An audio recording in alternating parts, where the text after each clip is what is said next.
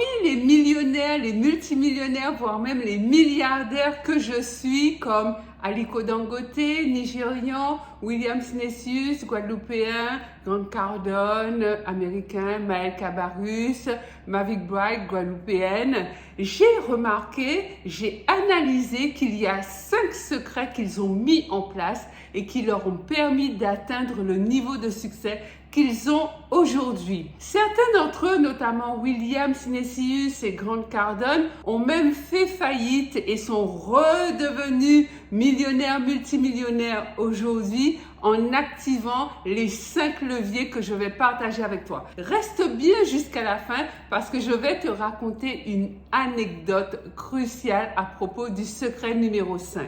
Bonjour et bienvenue sur L7 Finance, moi c'est Lisla, donc sur cette chaîne je te parle argent, finance, épargne, budget, mindset, positivité de manière très concrète et très fun pour t'aider à faire gonfler ton compte en banque. Donc si l'argent c'est un sujet pour toi, t'aimerais bien savoir comment ça fonctionne, t'aimerais en savoir plus, t'aimerais en avoir plus, ne bouge pas, abonne-toi car cette chaîne c'est la tienne et parlons finances. Avant d'entrer dans le vif du sujet, je te serais infiniment reconnaissante si tu prends quelques minutes de ton temps pour regarder la vidéo que YouTube te proposera juste après celle-ci. En appliquant les 5 clés, les 5 secrets que je vais partager avec toi, tu ne manqueras plus jamais d'argent, tu ne seras plus jamais fauché. Je dis souvent que l'argent, faire de l'argent, ce n'est pas compliqué. Je veux dire que ce n'est pas non plus facile parce qu'il y a quand même un état d'esprit à avoir. Mais ce que j'essaie de te dire, c'est que ce n'est pas une science occulte, ce n'est pas un mystère caché, ce n'est pas une formule magique dont il faut avoir le secret. Non, rien de tout ça. Il faut avoir quelques qualités néanmoins dont la patience et la persévérance. Donc pour les doux rêveurs qui passeraient par hasard sur cette chaîne en se disant comment devenir riche en 48 heures ou être mondialement connu demain, mais en fait c'est mort. Alors le secret numéro 1 des millionnaires, c'est qu'il faut gérer et budgétiser son argent. Qu'est-ce que j'entends par là? Mais en fait, il faut avoir une gestion saine de ses finances. D'ailleurs, à ce propos, j'ai mis en place un accompagnement qui s'appelle Finances Sereines. Tout un accompagnement complet. Si tu veux en savoir plus, il te suffit d'aller en barre de description ou alors de regarder le premier commentaire épinglé et tu auras toutes les informations si ça t'intéresse et si tu veux t'inscrire. La gestion des finances, mon ami, c'est le prérequis, c'est un préalable indispensable pour n'importe qui veut bâtir une fortune durable. Si tu veux mettre en place un processus d'enrichissement sain et durable, il faut que tu aies une gestion de ton argent qui soit saine. Sinon, ce serait comme de construire un château sur le sable. Premièrement, il s'agit de traquer ses dépenses. Alors, les dépenses futiles et inutiles, comme j'aime à les appeler, les dépenses qu'on fait à tort et à travers, sans même s'en rendre vraiment compte. Dès qu'on a envie de quelque chose, sans réfléchir, on sort la carte bleue, on sort le chéquier, on sort le porte-monnaie. Mais en fait, la gestion saine de tes finances implique qu'avant de dépenser pour un achat quel qu'il soit, mais qui n'est pas planifié, tu réfléchisses. Tu n'as pas besoin de faire des comptes d'apothicaire, de tout pointer, le moindre centime d'euro, tu le poursuis, tu le traques. Non, mais la base, c'est de savoir où passe ton argent et comment tu le dépenses. D'ailleurs, j'ai fait un tracker de dépenses, un budget hyper ultra simplifié que je te propose gratuitement. Donc, va dans la barre de description et tu pourras le télécharger. Nul ne sait où il s'en va s'il ne sait d'où il part. Tu connais la petite histoire qui te dit qu'un jour, un monsieur arrive à la croisée des chemins, donc sur un carrefour, et il ne connaît pas sa route. Donc, il demande à un passant qui connaît bien la ville, qui connaît bien le quartier, de lui indiquer sa route. Et du coup, le passant lui dit « Ok, bah oui, je suis né ici, j'ai grandi, donc je peux vous renseigner. Où est-ce que vous allez ?» Et le monsieur qui lui a posé la question lui répond je ne sais pas. Et donc, le natif lui répond écoutez, si vous ne savez pas où vous allez, prenez n'importe laquelle de ces routes, ça fera très bien l'affaire. Donc, en fait, si tu veux savoir où tu veux aller, si tu veux t'enrichir, si tu veux accroître tes revenus, si tu veux tout simplement avoir plus d'argent, il va falloir que tu gères tes finances. Apprends également à identifier et à distinguer ce qu'est un besoin et ce qu'est une envie. J'en ai déjà parlé sur cette chaîne. Faire la différence entre les besoins et les envies, c'est simple. Un besoin, c'est quelque chose dont tu as besoin fondamentalement, quelque chose qui t'est vital, comme le fait de se nourrir, de se vêtir, de se loger, etc., etc. Tout le reste qui n'est pas vital, aussi utile soit cette chose, aussi indispensable qu'elle te semble, aussi intéressante que ça puisse paraître,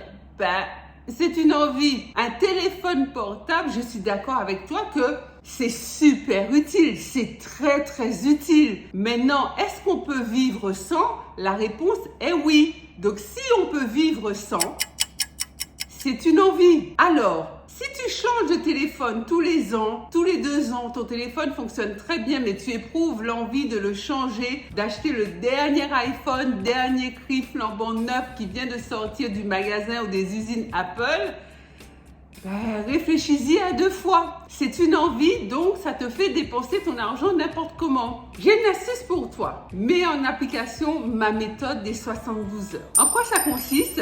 En fait, il te suffit d'attendre. Lorsque quelque chose te fait envie, te fait plaisir, que tu meurs d'envie de l'acheter, tu n'achètes pas, tu attends. Tu dis pas non, non, non, non, je ne l'achèterai plus jamais. Tu dis, je vais appliquer la méthode de 72 heures de l'ISLA. Donc tu rentres chez toi, tu te donnes 3 jours pour y penser, 72 heures. Si au bout des 3 jours, tu y penses encore, eh bien soit, retourne en boutique, retourne dans le magasin ou réouvre ton portable s'il s'agit d'un achat en ligne et achète ce qui te fait envie depuis 72 heures. Maintenant, en appliquant cette méthode, tu vas t'apercevoir qu'au bout de même pas 24 heures, tu n'y penseras plus. Et dans la gestion saine, on doit aussi parler des crédits. Oui, les fameux crédits conso que 90% de la population ne peut pas s'en passer.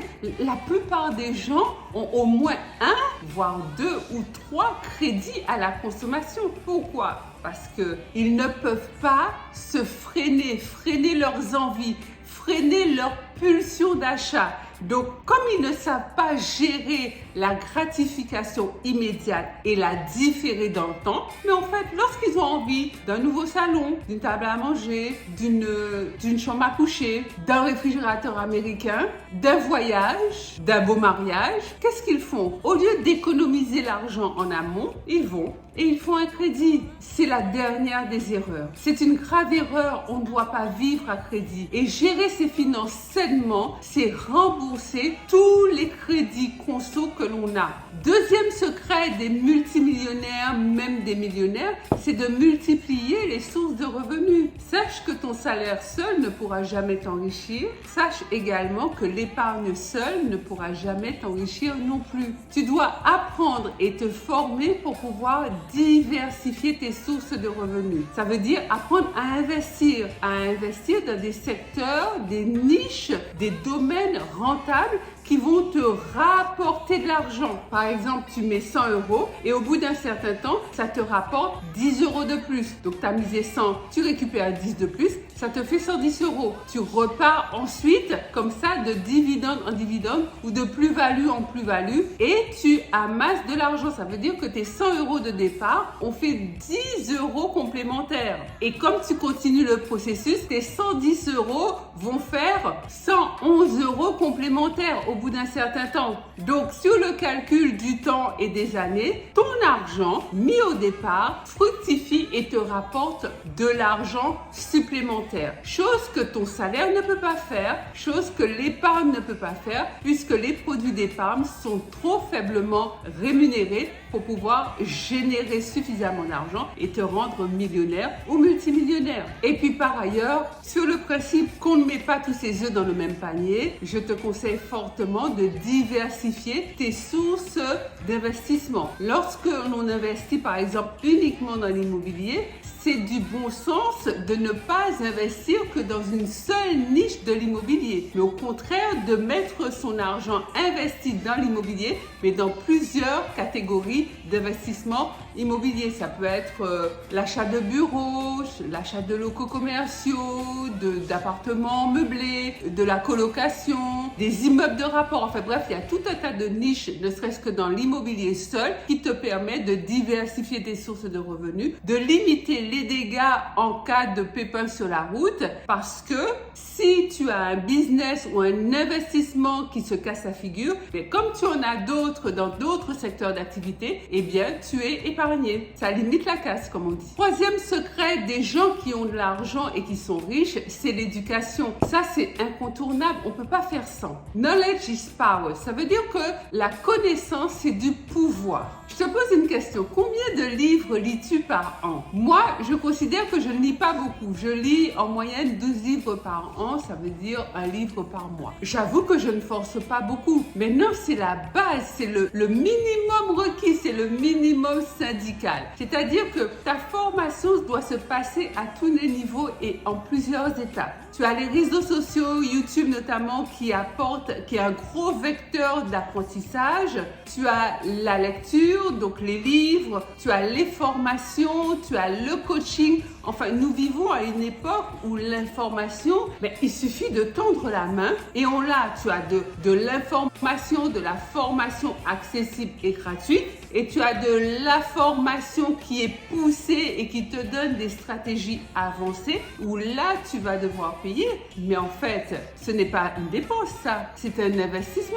Puisque là, dans ce cas-là, tu investis et tu mises sur toi-même. La connaissance, je te disais tout à l'heure, c'est de la puissance. Et moi, je l'assimile à une échelle ou un escalier, c'est encore mieux. C'est-à-dire que chaque livre que tu vas lire, chaque formation que tu vas acheter, chaque niveau de connaissance auquel tu vas accéder, c'est comme si tu atteins l'étage supérieur. C'est-à-dire que tu grandis, tu gravis les étages, tu gravis les échelons et en fait, tu t'améliores, tu performes, tu grandis et chemin faisant, tu ne redeviens plus jamais la même personne, tu ne repars plus jamais en arrière, tout simplement parce que ce qui est acquis, ce qui t'est acquis dans ton cerveau, on ne peut pas te le voler, on ne peut pas te le prendre. Tu ne fais que croître, tu ne fais que grandir. Plus tu en sais, plus tu deviens fort et puissant et ça, c'est extraordinaire. En parlant de formation gratuite, d'ailleurs, j'en ai une qui se tiendra ce dimanche et qui est 100% gratuite. Donc je te disais, va en barre de description ou même dans le premier commentaire que tu verras sous cette vidéo qui est épinglée, tu cliques le lien et tu peux t'inscrire, c'est gratuit.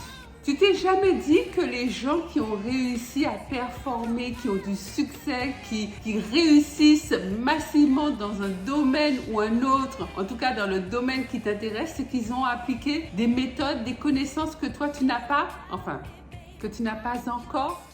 Quatrième secret, c'est l'entourage. L'entourage ou le réseau. Pour moi, ça, c'est capital. Parce que lorsque l'on veut avoir plus d'argent, on veut s'enrichir, tu veux peut-être devenir millionnaire, multimillionnaire, ton entourage, c'est la clé. Si tu n'as pas un entourage sain qui te booste, qui te motive, qui te pousse vers l'avant, qui compte sur toi, qui t'encourage, qui te fortifie, qui croit en toi, c'est compliqué. C'est encore plus compliqué quand on a l'extrême inverse. Parce que les entourages toxiques, négatifs, envieux, jaloux, médisants, qui critiquent sans cesse, ça existe et je pense que ça existe même en majorité. Donc là, il est de ton rôle, c'est ta responsabilité de bien savoir t'entourer. Il est également de ta responsabilité d'aller dans des networking, dans des manifestations, des événements, des conférences, des séminaires où tu vas rencontrer tes pairs, tu vas rencontrer des gens comme toi qui ont envie de bouffer la planète, qui ont envie de changer leur vie pour le meilleur. En faisant ça, tu vas voir que tu vas t'entourer d'une énergie de dingue. Tu auras des gens comme toi, ça serait une vraie émulation, ça va te booster même si tu rentres chez toi et que l'ambiance est bof, mais tu auras des connexions bien la tête, ton agenda va se remplir Ton répertoire va se remplir au fur et à mesure de connaissances, de numéros de téléphone de grande valeur et tu pourras avancer beaucoup plus vite vers tes rêves et vers l'atteinte de tes objectifs. Cinquième secret et non des moindres des personnes multimillionnaires et plus, c'est la croissance personnelle, le développement personnel. Tu ne peux pas aller vers une destination, avoir un objectif grand, avoir des rêves extraordinaires en restant tel que tu es aujourd'hui. Ce n'est pas possible. Il va falloir que tu grandisses. Il va bien falloir que tu deviennes cette personne qui pourra embrasser la nouvelle vie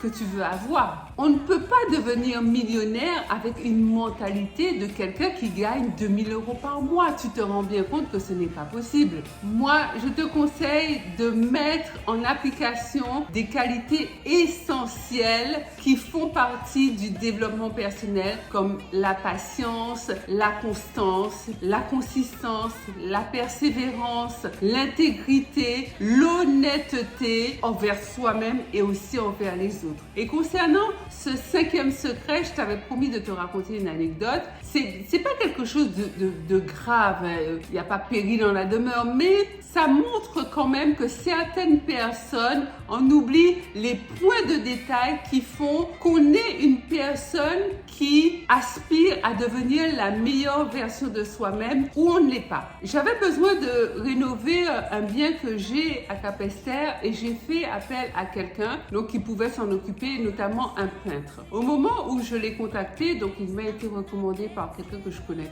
très bien, je lui ai bien dit que c'était très urgent et je sais que les artisans souvent sont débordés, ont plusieurs chantiers en même temps. Donc s'il n'était pas en mesure de me faire ce chantier rapidement, ce n'était pas la peine que j'allais chercher quelqu'un d'autre. Donc j'ai joué carte sur table. Il m'a dit, il n'y a pas de problème madame, il n'y a pas de problème.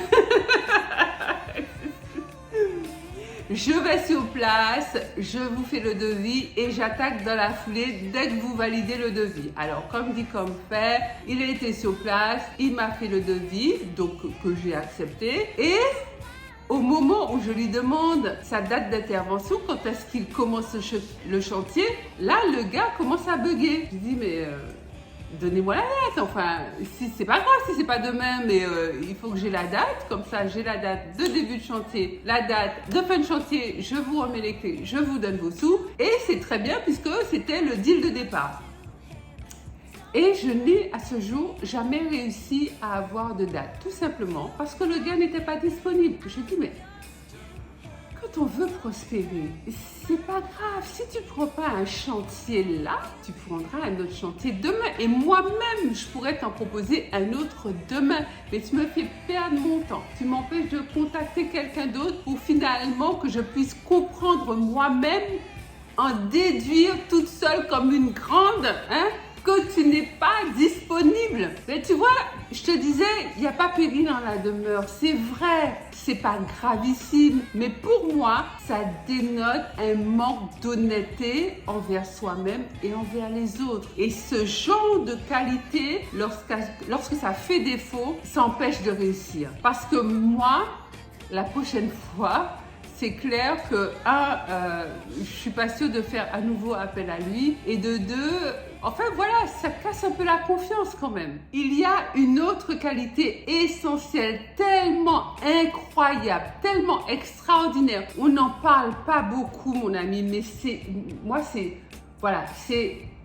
pas de qualité parce qu'il y en a énormément des qualités, mais celle-là, elle est au top. Elle fait partie du top 3, je pense. C'est l'humilité. La Bible nous enseigne bien sur l'humilité en disant que l'orgueil précède la chute et l'humilité précède la gloire. L'humilité, c'est une denrée rare chez nous. Les gens sont tout le temps en train de show off, dans le m'as-tu vu, à se pavaner, à se vanter, alors que t'es pas obligé de te vanter quand tu as un business ou des qualités ou que tu fais quelque chose ou même que tu fais rien d'extraordinaire mais que tu es une bonne personne. Mais en fait, qui tu es, ta réputation entre guillemets, te devance toujours sans que tu aies besoin voilà, d'en faire des caisses et puis d'en mettre plein la vue à tout le monde. L'humilité, retiens bien ça mon ami, c'est essentiel. Voilà, donc j'en ai terminé avec toi. Je t'ai partagé les 5 secrets qui permettent à tout le monde qui s'en donne les moyens de devenir millionnaire, multimillionnaire, voire même milliardaire si tu aspires à ça. Je sais que c'est pas fait pour tout le monde. Même multimillionnaire, c'est pas fait pour tout le monde non plus. Même millionnaire, c'est pas fait pour tout le monde. Enfin bref, quand on parle d'argent, l'idée c'est que tu arrives à atteindre tes objectifs, les objectifs que tu te fixes en matière d'argent, même s'il ne s'agit pas pour toi de devenir millionnaire. Alors dis-moi en commentaire quel est le conseil qui t'a le plus bluffé, quel est celui que tu es prête à mettre en place très rapidement. J'ai hâte de te lire dans les commentaires. Pense à liker cette vidéo, à la partager massivement autour de toi dans tes groupes familiaux, amigos, etc. Abonne-toi mon ami parce que cette chaîne c'est la tienne. Tu peux également me suivre dès maintenant sur Instagram. Mon compte c'est L7Finance. Autrement, je te dis à mercredi et aussi à samedi. On se retrouve ici même sur YouTube pour de nouvelles aventures financières. Bye bye!